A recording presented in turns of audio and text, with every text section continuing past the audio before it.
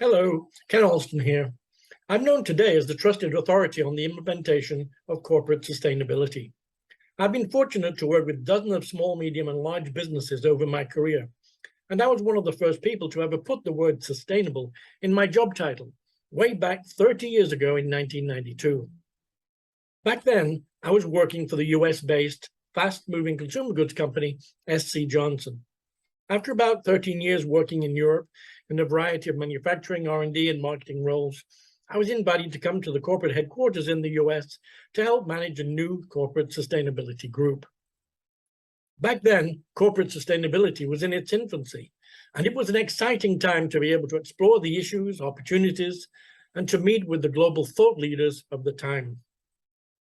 As Director of Sustainable Product Innovation worldwide, it was my job to help define new corporate sustainability goals, to help energize the company's activities to meet the goals, and to report publicly on progress. As one of the early leaders in what became the World Business Council on Sustainable Development, and as a member of President Clinton's Council on Sustainable Development, we helped to start what has become an integral part and an important part of the values of many businesses worldwide.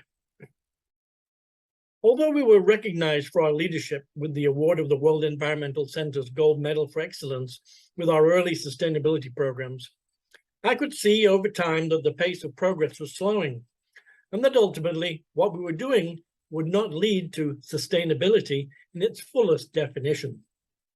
This is the same for every company, even today.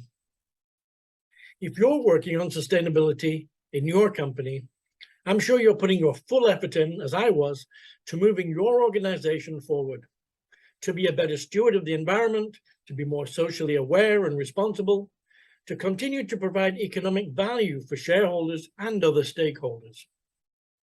And when you look at the good things that are being done, they are worthwhile and they're important contributions.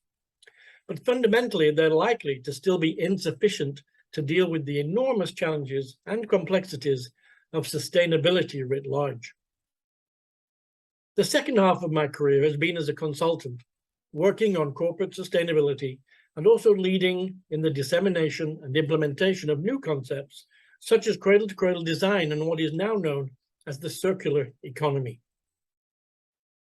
The concept of the circular economy, much like the concept of sustainable development, is simple enough.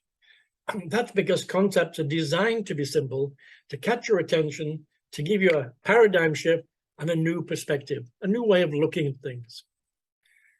But the simplicity of concepts avoids the complexity of the real world, the complexity of global supply chains, and the interconnectedness of things. After 35 years of sustainable development, we're arguably less sustainable today than we were when the definition was first coined way back in 1987. Anyone can teach you a concept, but few have the insights, experience, processes, and tools to implement the changes that are needed today if we are, in the end, to make real progress on sustainable development.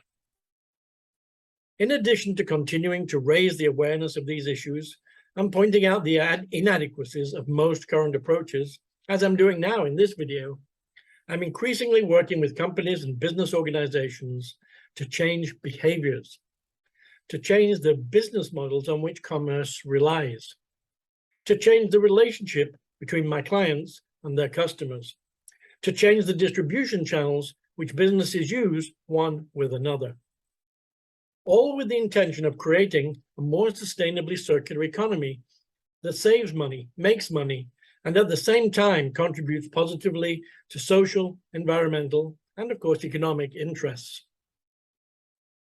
It's painful to be working hard on sustainability issues inside a company with great intentions, yet you can see that all of your best efforts are barely making a dent in the problems. It doesn't have to be that way. The prevailing unsustainability question has to be reframed before you can see the new hidden problem that's the real underlying cause. And after reframing the problem, you need new tools, new ways of connecting businesses, new ways of connecting and reconnecting with customers, even new language to better describe what's really going on. And in my experience, there's just not enough deep thinking going on.